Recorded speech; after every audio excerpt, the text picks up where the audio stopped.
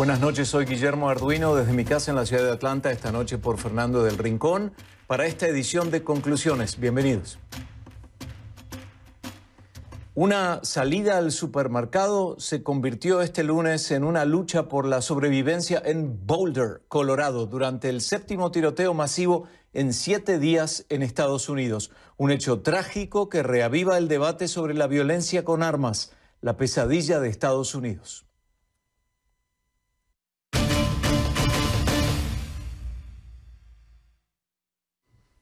@ArduinoCNN en redes sociales. También soy F del Rincón, el titular de este programa que está en casa viendo los comentarios que ustedes les envían. Y la etiqueta de hoy es Conclu Boulder, como la ciudad de Colorado, Conclu Boulder. Esta noche saben que las banderas están a media asta en la Casa Blanca y en numerosos edificios de la administración Biden. Otra vez fueron bajadas en honor a las víctimas del tiroteo masivo en Boulder, Colorado, y solo habían pasado un día izadas hasta arriba. Antes homenajeaban a las víctimas de los tiroteos en Atlanta, del 16 de marzo, ¿lo recuerdan? Las banderas a media asta son un recordatorio cruel de una tragedia demasiado familiar en Estados Unidos, que es la violencia con armas de fuego. Y el presidente de Estados Unidos, Joe Biden, obviamente está horrorizado por estos hechos. Expresó condolencias a los familiares y a las personas involucradas o que recibieron el impacto directo o indirecto en este caso y prometió medidas sin demora. Biden pidió además acciones legislativas que deben ser específicas, como la prohibición del uso de armas de asalto y también de alta capacidad. Aquí está lo que dijo. I don't need to wait another minute, let alone an hour, to take common sense steps that will save the lives in the future and to urge my colleagues in the House and Senate to act. We can ban assault weapons and high-capacity magazines in this country once again. The United States Senate, I hope some are listening, should immediately pass the 2 House-passed bills that close loopholes in the background check system. These are bills that receive votes of both Republicans and Democrats in the House. This is not and should not be a partisan issue. This is an American issue. It will save lives, American lives, and we have to act.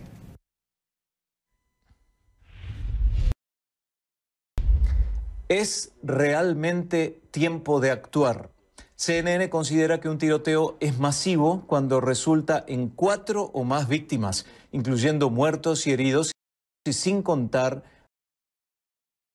al atacante o atacantes. Este fue uno de los 7 tiroteos masivos que se han registrado en Estados Unidos en los últimos 7 días. El 16 de marzo, 8 personas murieron en Atlanta, Georgia, cuando un atacante llegó disparando en 3 spas de la ciudad. El 17 de marzo, 5 personas resultaron heridas en una vigilia cuando les dispararon desde un auto en el Valle Central de California. El 18 de marzo, hubo 4 heridos en un tiroteo en la ciudad de Portland, en Oregon. El 20 de marzo, 5 personas fueron ingresadas en hospitales de la ciudad de Houston, en Texas, tras ser heridas en un tiroteo en un club. También ese día, el 20 de marzo, 8 personas recibieron disparos en Dallas, Texas, de un atacante desconocido. Uno de ellos falleció.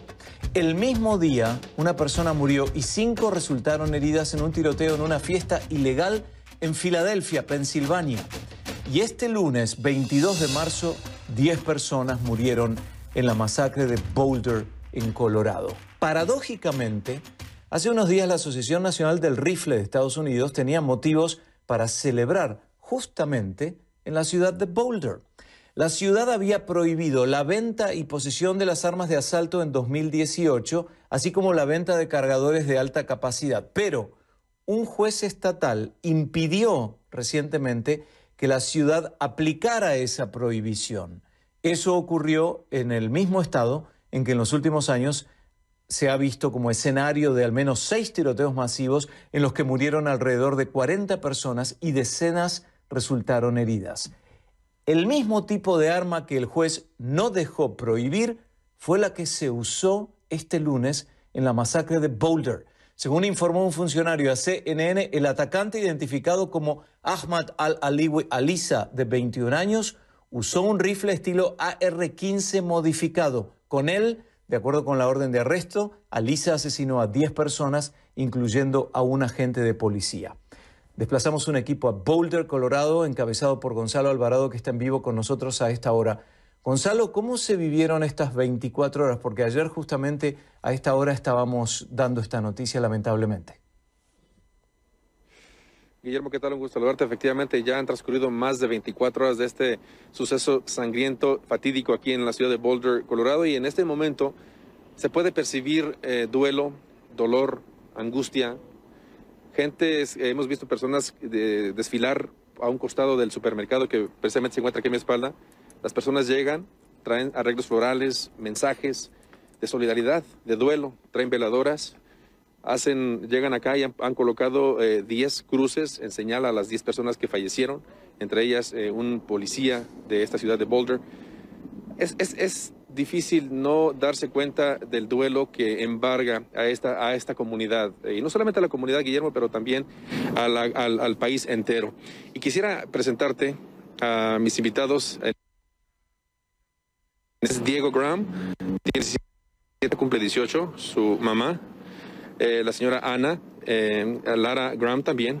Mira, Guillermo, algo que nos hemos dado cuenta con Diego es de que Diego trabaja en este centro comercial. Resulta que el día de ayer le tocó estar libre, es decir, no trabajaba. Su mamá está crédito a lo que ha pasado, ¿no? Porque ella dice que su vida ahorita en este momento, si su hijo hubiera trabajado ayer, su situación hubiera sido totalmente devastadora. Diego, platícame, tú dijiste que no trabajabas ayer. ¿Dónde te encontrabas cuando te enteraste de esa tragedia? En una instalación de arte en la biblioteca, y cuando estábamos ahí escuchamos ambulancias y había muchos policías, y entonces prendimos la radio y empezamos a escuchar que algo había pasado a donde yo trabajaba. Entonces me preocupé mucho en ese instante y entonces no sabía qué pensar, y después vimos a muchos policías y en ese momento estaba con mucho miedo porque conocía a la gente ahí, no sabía qué pensar, ni sabía qué estaba pasando en ese momento. De las 10 víctimas, una era policía, pero de las 9, ¿alguna persona que tú conozcas que era tu amigo o amiga que haya fallecido? Sí, conocí a mi jefa, se llamaba Ricky. Era muy amable y una buena jefa y tenía mucha energía y le gustaba su trabajo mucho. Y esta mañana cuando supe que ella falleció, me daba mucha tristeza porque era una buena jefa. ¿Tú pensaste en un momento de que si hubieras trabajado ayer, tú quizás hubieras sido una de estas víctimas? Posiblemente sí, porque podría estar por esa área donde pasó mucho de la tragedia. Sí. Voy a hablar con la señora. Señora Ana, le pido que póngase aquí en medio, por favor. La señora Ana, sí. Primero que nada, como mamá, ¿cómo podría usted describir esta situación? Su hijo, por un lado, afortunadamente no trabajó ayer. ¿Cómo se siente usted? ¿Cómo vive esta situación? ¿Y usted ha pensado en ocasiones qué hubiera pasado si su hijo hubiera trabajado ayer? Pues uno como madre no... Una comunidad muy amable, la gente es muy buena, entonces pues uno nunca piensa que esto va a pasar aquí. No, nunca uno está preparado para esto. Está pues el corazón destrozado. Como mamá, pues es que no lo puedo creer lo que pasó, que siempre trabaja el día de ayer, los lunes, y por alguna razón, pues como Dios o la suerte, no tuvo que estar, estuvo con nosotros todo el tiempo y es que todavía no lo puedo creer lo que está pasando. No pensé que nunca aquí en esta ciudad donde pues todo es muy tranquilo, la gente es muy buena y pues creo que las personas que han pasado por esto es cómo ellos se pueden sentir. Es como madre, yo no tengo las palabras para decir cómo es que esto, mi hijo, pues estuvo ayer con nosotros y ayer pasó justamente cuando él tenía que trabajar y es una experiencia, ¿no? Que no puedo verla. ¿Ha habido momentos que a usted se le salen las lágrimas pensar de que le da usted gracias quizás a Dios porque no trabajó su hijo ayer? Oh, sí, definitivamente. Es un milagro. O sea, es un milagro de que pues no trabajó ayer, ¿no? O sea, es porque siempre está él, está siempre pues en los carros, siempre está con los clientes ayudándole, pues que es el trabajo de él, siempre está ahí. Ajá. Usted me dice que se mudó de Denver a una ciudad que se encuentra a unos 35 minutos al este de Boulder. ¿Usted se mudó aquí a esta ciudad por ser tranquila? Sí, exactamente. Sí, las escuelas tienen son muy buenas, la comunidad es muy amable, entonces pues justamente hay muchos espacios. Venimos de Denver para vivir más cerca. Pues solamente tengo un hijo, entonces quería pues lo mejor para él, ¿no? Entonces... ¿Esta tragedia cambia los planes de quedarse aquí todavía en esta ciudad? No he pensado. Me gusta mucho esta ciudad, estoy muy contenta aquí.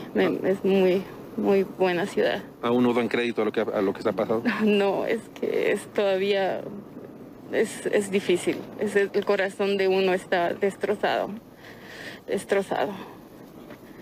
¿Se podría superar una situación como esta? Pues no sé, ¿no? Los expertos dicen, ¿no? Que poco a poco esto se va superando y por las familias que también perdieron, familias que miraron la tragedia adentro, es muy triste, es muy triste. Cada vez, en los últimos 7 días, 7 tiroteos han ocurrido en Estados Unidos. Cada vez hay más tiroteos. Usted como mamá, tanta muerte a raíz sin sentido. Sí, claro. Esto es increíble que pase todo esto. Esto es en realidad pasa muchas veces y uno se ve en la televisión, pero uno piensa que en el lugar donde uno vive nunca va a pasar y nadie, pues, sí.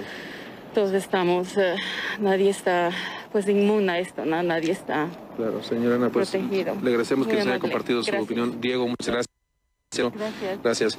Bueno, Guillermo, ese es parte del sentir que hemos recabado de alguna comunidad migrante que vive aquí en esta región que es predominantemente blanca. Pero las autoridades siguen investigando, aunque del equipo de o SWAT siguen todavía recabando algunas evidencias, porque aún las autoridades están tratando de averiguar el motivo o los motivos que orillaron a este sospechoso que ya se encuentra bajo custodia, al sospechoso Ahmed Alisa, para ver qué fue lo que lo motivó a llevar este suceso tan macabro, Guillermo. Así que seguimos aquí en Boulder, canalizando el sentir de esta comunidad que vive este duelo totalmente lamentable, Guillermo. Ahí está, es el sentir de la comunidad y bien reflejado por las dos personas que recién entrevistabas. Gonzalo, gracias desde Boulder, y de hecho queremos hablar ahora del arma, ¿no? El arma es un tipo AR-15 que se ha utilizado para tiroteos que han dejado más muertos en Estados Unidos, pero no es un arma común.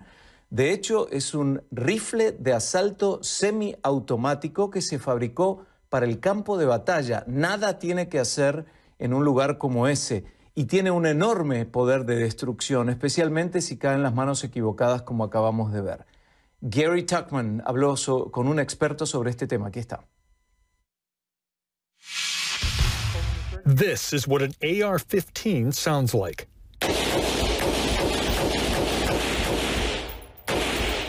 General Mark Hertling served in the U.S. Army for 37 years, so he knows what the AR-15, which used to be a weapon of war, can do. And he has strong feelings about the semi-automatic assault-style rifle, which is the precursor to a weapon currently used by the military, the M4. The truth of the matter is, they look almost exactly the same. So this is the M4 military rifle. Right. This is the AR-15. Right.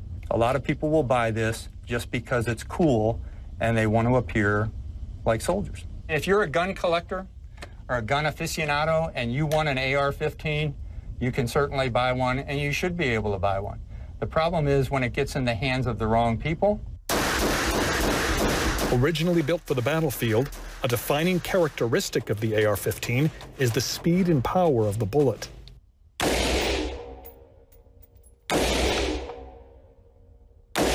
Now those are single shots. If I wanted to fire this on full semi-automatic, all I do is keep firing. Now I won't probably hit the target when I do this, when we look at the target later on, but I'm going to fire about 5 shots. Okay.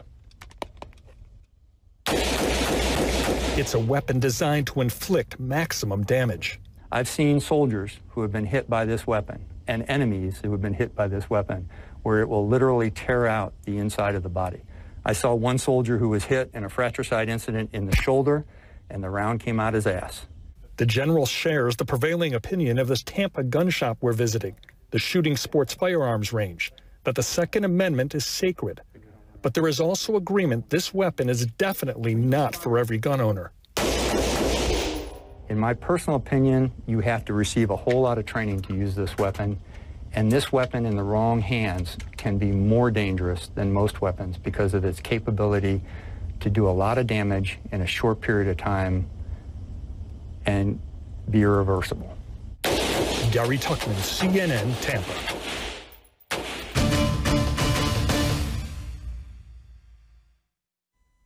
Vamos a hablar con Eugenio Weigand Vargas, director de Gun Violence Prevention del Center for American Progress, que está en la ciudad de Dallas. Eugenio, miles de preguntas, pero ¿qué tiene que hacer un arma de esas características en una ciudad como Boulder, Colorado, en las manos de una persona como esta, que atacó a este supermercado? ¿Qué tiene que hacer esa arma en la mano de un ciudadano común?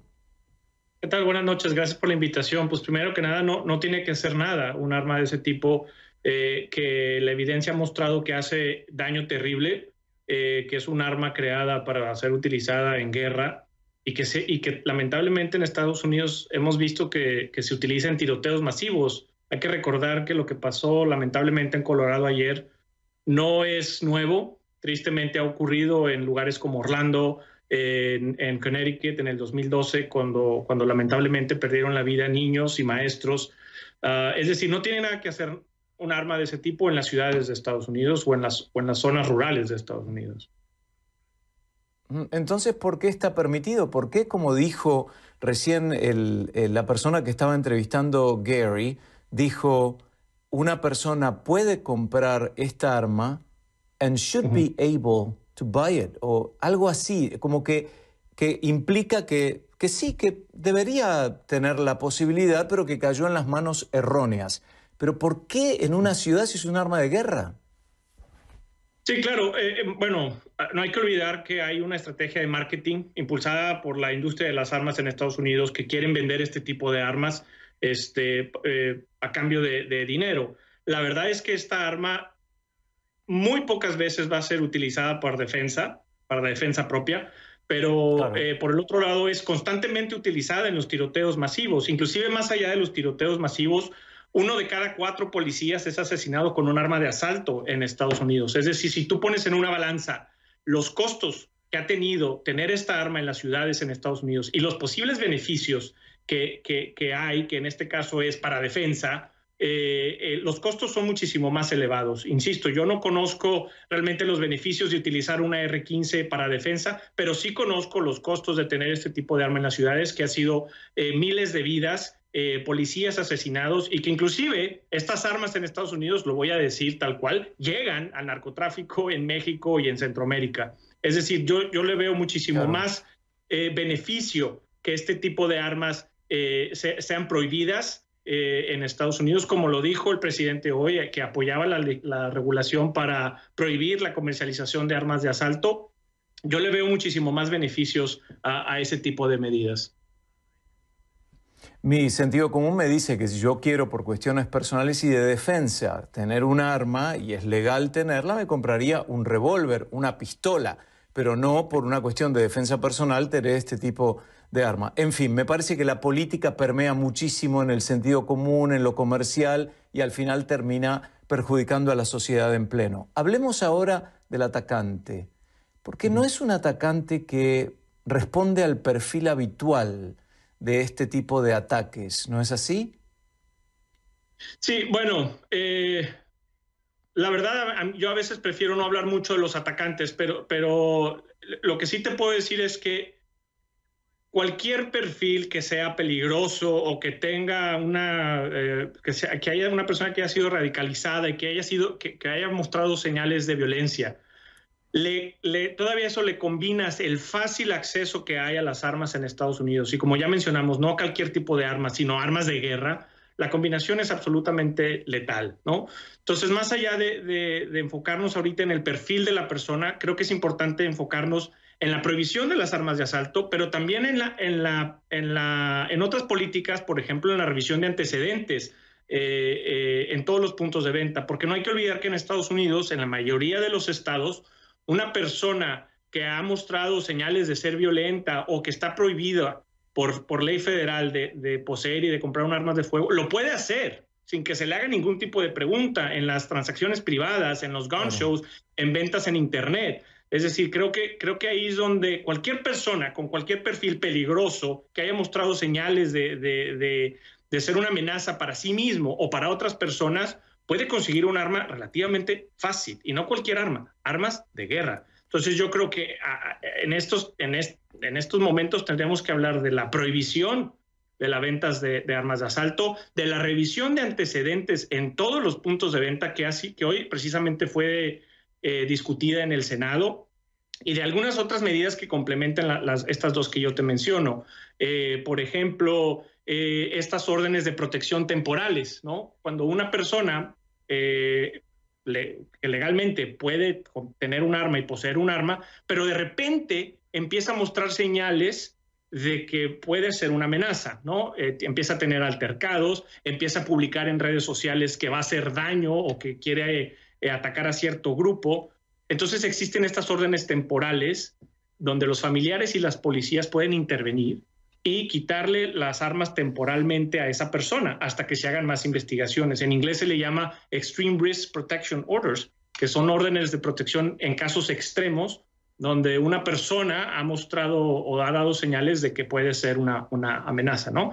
Es decir, hay bastantes regulaciones que se pueden... Evidentemente tenemos que tener en cuenta es que las señales en algún lugar habrán estado, y aquellos del círculo íntimo de la persona que manifiesta esas señales, con un permiso o sin un permiso, es justamente el círculo íntimo el que debe estar más atento. Y nosotros también, como ciudadanos comunes, porque podemos llegar a conocer a una persona en estas características y en esa situación. Esperemos que la política contribuya para el bien común. Le agradecemos a Eugenio Weigand Vargas, director de Gun Violence Prevention del Center for American Progress desde Dallas. Buenas noches, Eugenio, gracias. Después de la pausa vamos a hablar del tema de la inmigración en Estados Unidos, el tema de los pasos fronterizos, la situación que observamos en estos lugares es el problema inmigratorio del país. Distinta aproximación, pero peor resultado. En promedio, las autoridades están deteniendo a 600 menores no acompañados por día. Ya volvemos.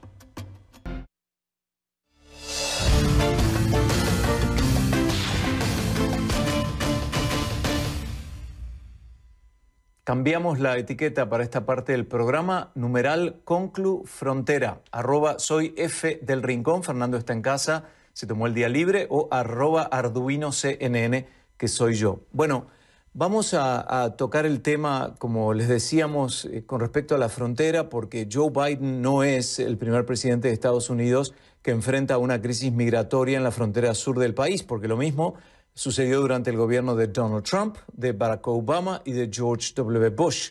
La diferencia tiene que ver con la forma en que estos mandatarios hicieron el approach, el acercamiento a esta situación o están atendiendo la situación. Donald Trump, por ejemplo, desde el primer día fue enfático en rechazar la llegada de migrantes indocumentados.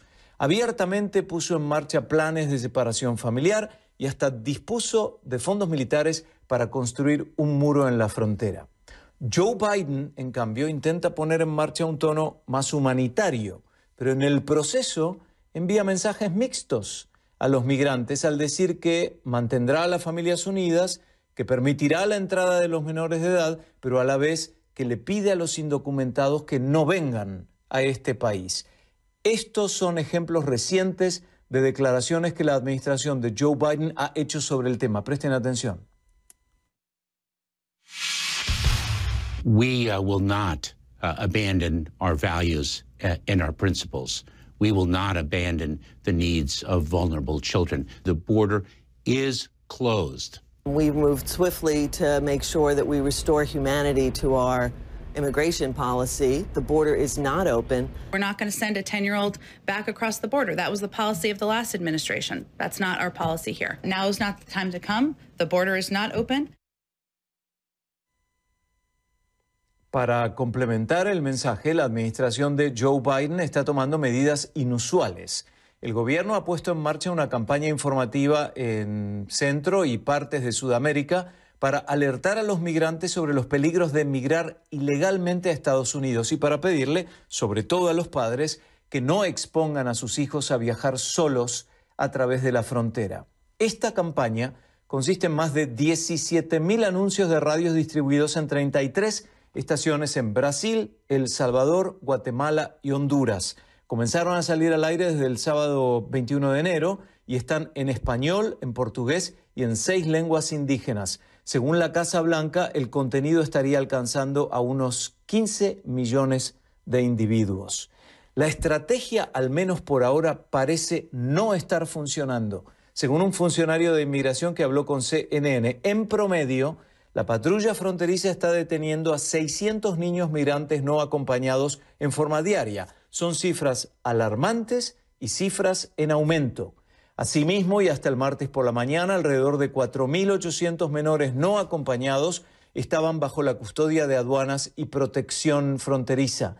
La situación ha empujado a la administración de Joe Biden a abrir un segundo refugio temporal en Texas para albergar a los menores, ya que las instalaciones que se usan actualmente están repletas y además están diseñadas para albergar a adultos y no a niños. Vamos a la ciudad de Hidalgo, en Texas, que ahí está en vivo Gustavo Valdés para nosotros. Gustavo, buenas noches. ¿Admite el gobierno de Joe Biden que tiene un problema, una crisis en sus manos o no?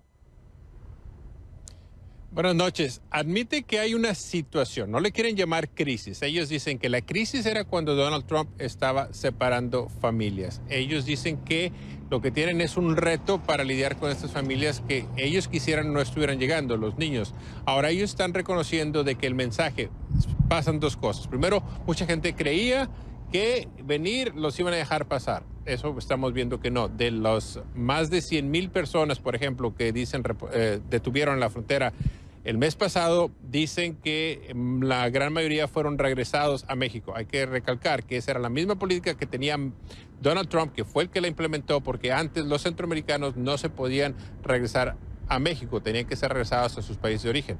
Ese mensaje de que quieren ser más humanitario es en palabra, pero en acción hace mucho eco a lo que hizo Donald Trump, quizá con otra retórica. Esa es una. Pero ahora los inmigrantes se están dando cuenta de que a los niños sí los dejan pasar. Entonces los padres se están arriesgando, según un funcionario de la Casa de Inmigración, a enviar a los niños solos. Entonces quizá hace una semana la patrulla fronteriza detuvo a un grupo familiar, los regresaron a México y luego los padres se dieron cuenta de que los hijos sí pueden pasar y los mandan ya sea con coyotes o los que pueden pasar solo pasan solo. Esa es la separación de familias que estamos viendo, quizá no intencional por parte de Joe Biden, pero está sucediendo. De hecho, la administración dice que están deportando a muchos, que solamente aquellos más vulnerables se les va a permitir quedarse. No dicen quiénes son los más vulnerables. Ayer yo estuve intercambiando correspondencia con la patrulla fronteriza para que aclararan este punto y ellos dijeron que no quieren dar específicos. Un exfuncionario de la administración de Obama dice que eso es porque no quieren dar los detalles para que el inmigrante se ajuste. Si viene con un niño de 8 años y están dejando pasar a los de 6, que no diga que el niño tiene 6 años para que los dejen pasar. Esas son las pequeñas cuestiones que están aumentando este reto que tiene la administración. Ahora decías lo de los anuncios de radio. Desafortunadamente es una táctica que se había intentado en el 2012. Yo recuerdo que tuvieron los comerciales de radio, comerciales de televisión, incluso compusieron una canción que según el gobierno de Barack Obama se había convertido en algo viral en Centroamérica. Nosotros nunca lo pudimos comprobar, incluso no pudimos encontrar muchas estaciones de radio que lo estaban tocando en aquel entonces. Las tácticas están tratando de cambiar la retórica. No somos tan malos, nosotros no tenemos la intención, no somos racistas. Entonces, eso es lo que estamos viendo, pero muchas de las acciones todavía están basadas en las políticas que dejó Donald Trump. Me parece que cuando el secretario Mayorkas hablaba de principios y valores, me detuve a pensar que principios son comunes a todos los seres humanos, no se cuestionan. Los valores no. Él hacía alusión justamente a que por ahí la presidencia anterior tenía otro tipo de visión sobre el tema, pero lo de la presente administración está alineado con los principios humanitarios. Entonces, ¿hay una diferencia entre lo que vemos y lo que dicen? ¿O realmente es muy temprano para juzgarlo, según tu visión allí? En estos momentos están tratando muy fuerte, muy arduamente de que el mensaje sea: no es una crisis, nosotros somos mejor que Donald Trump. Las acciones, primero lo que te decía, el regresar a las familias a México, eso no sucedía antes de Donald Trump, fue un acuerdo que Trump tuvo con el gobierno de México y que ahora se está siguiendo. Dicen que cuando México no los puede recibir, los regresan hasta a Centroamérica, como lo han hecho siempre, a sus países de origen. Los albergues del otro lado de la frontera están repletos, del lado mexicano aquí en la frontera, y en la frontera sur con Guatemala, reportaba Rey Rodríguez esta mañana, que también no se dan cupo. Así es de que hay el flujo que se está moviendo y el flujo que está siendo deportado. Si el 70% de las personas están siendo deportadas, estamos hablando del mes pasado de unas 70,000 personas que tuvieron que ser regresadas a México, claro, más las que están llegando. Lo que está pasando con los niños, obviamente a los niños se les está dejando. Dime, Guillermo. No, que es en medio de pandemia, además, Gustavo, ¿no? Es sumamente complicado manejar este tema en medio de la pandemia. Muchísimas gracias, Gustavo, desde Hidalgo, allí en Texas, esta noche en vivo, en esta edición de Conclusiones. Nosotros volvemos en un par de minutos con el testimonio de un amigo del atacante de Boulder, Colorado, que sucedió este lunes en la noche allí en esa ciudad. Dramático testimonio de este tiroteo masivo más reciente en Estados Unidos. Con eso volvemos. Una pintura de Banksy dedicada a los trabajadores de la salud se vendió por $23 millones en una subasta de Christie's en la ciudad de Londres. Fue una recaudación récord, incluso por el escurridizo y exitoso artista callejero. La pintura, titulada Game Changer, muestra a un niño que deja de lado sus muñecos de superhéroes para jugar con una enfermera de juguete con capa mágica. El dinero conseguido se usará para ayudar al bienestar de los pacientes y al personal de un hospital de la ciudad de Southampton, en Inglaterra. La cadena de supermercados Kroger acaba de confirmar que 3 de las víctimas del tiroteo en Boulder, Colorado, eran empleados de la compañía. La empresa aseguró que están horrorizados y desconsolados por la violencia sin sentido que se desató en una de sus tiendas. Reconectamos con Gonzalo Alvarado, que está en Boulder, y pensaba, Gonzalo, que uno de los enigmas, si nos ponemos analíticos, es el perfil del supuesto atacante, ¿no? Sería importante saber qué dice la gente que está alrededor de esta persona. ¿Qué pudiste recabar?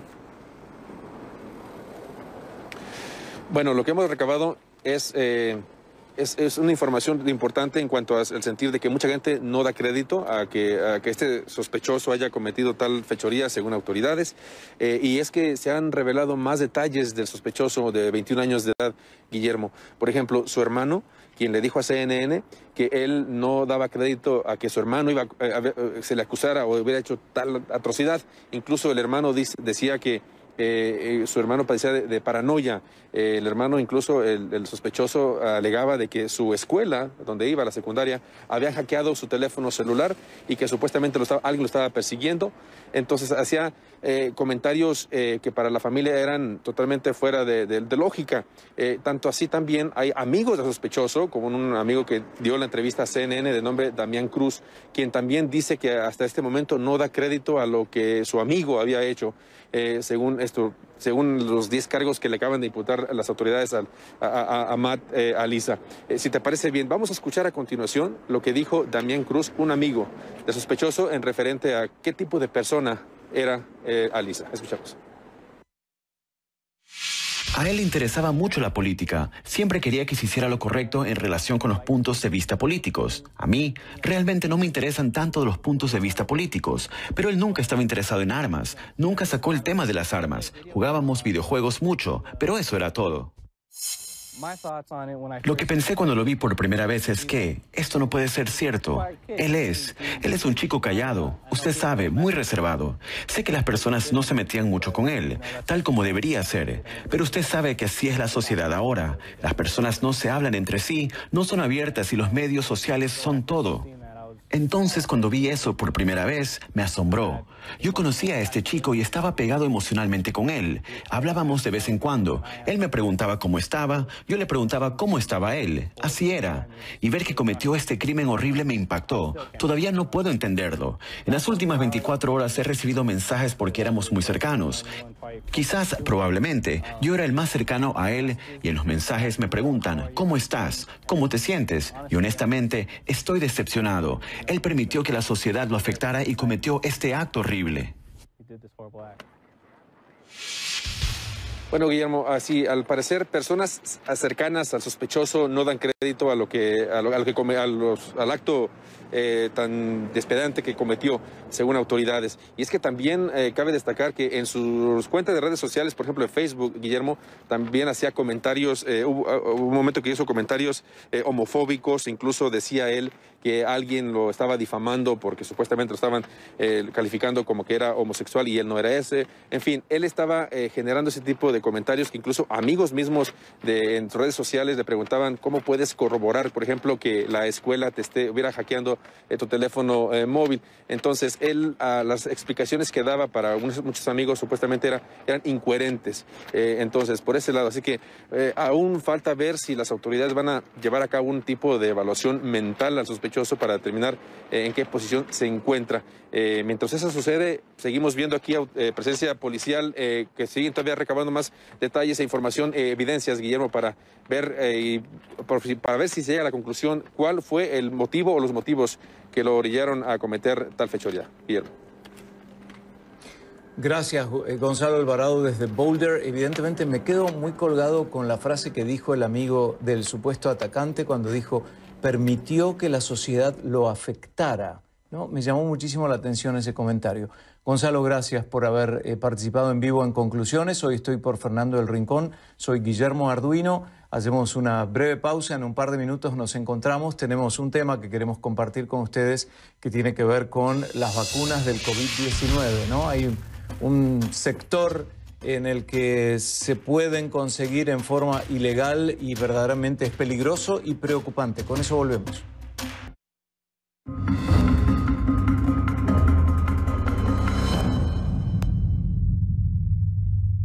Hay varios países que ya han comenzado con una vacunación bastante agresiva. Estados Unidos, uno de ellos, Israel, los Emiratos Árabes Unidos, Chile, Gran Bretaña, pero saben que ya existe la venta ilegal de las vacunas. Hasta $1.000 se pagan y ese es en la web oscura o la dark web. El problema es que, según nos informa Checkpoint Software, las ventas de la vacuna en esta llamada web profunda han crecido un 300% en los últimos meses. Vamos con Michael Roa. Dosis de la vacuna contra el COVID-19 como la de AstraZeneca y Johnson & Johnson. Certificados de vacunación y hasta pruebas negativas de COVID-19 están a la venta en el Darknet o la web oscura, de acuerdo con la firma de ciberseguridad Checkpoint Software. Un portavoz de la compañía le dijo a CNN que no está claro si las vacunas son reales, pero dijo que parecen ser legítimas a partir de fotografías de envases y certificados médicos. Las tarjetas de vacunación se imprimen a gusto del comprador, que indica el nombre y las fechas que desea incluir en el certificado, aseguran los investigadores. Los certificados de vacunación falsificados se están comercializando para personas que necesitan abordar aviones, cruzar fronteras, comenzar un nuevo trabajo u otras actividades que pueden requerir que alguien presente un comprobante de que ya fue inoculado contra el COVID-19. Los anuncios de vacunas en la web oscura aumentaron un 300% en los últimos 3 meses, según el informe. El Darknet es una parte de Internet no detectada por los motores de búsqueda, donde los ciberdelincuentes a menudo venden y compran materiales ilícitos, desde números de tarjetas de crédito hasta drogas y armas, entre otras cosas. La aparente venta ilegal en Internet de la vacuna contra el COVID-19 de AstraZeneca se conoce en momentos en que la farmacéutica británico-sueca planea solicitar la autorización de uso de emergencia para el uso del medicamento en Estados Unidos en abril. AstraZeneca se mantuvo fiel a los resultados de su ensayo clínico realizado en Estados Unidos luego de que una junta independiente de vigilancia de datos y seguridad expresara un día antes su preocupación de que los datos del ensayo pueden haber estado desactualizados e incompletos. 10 países europeos han suspendido el uso de la vacuna de AstraZeneca y la Universidad de Oxford durante 14 días, como medida de precaución mientras se investiga un posible efecto secundario grave del medicamento, en forma de coágulos de sangre mortales. Michael Roa, CNN, Atlanta.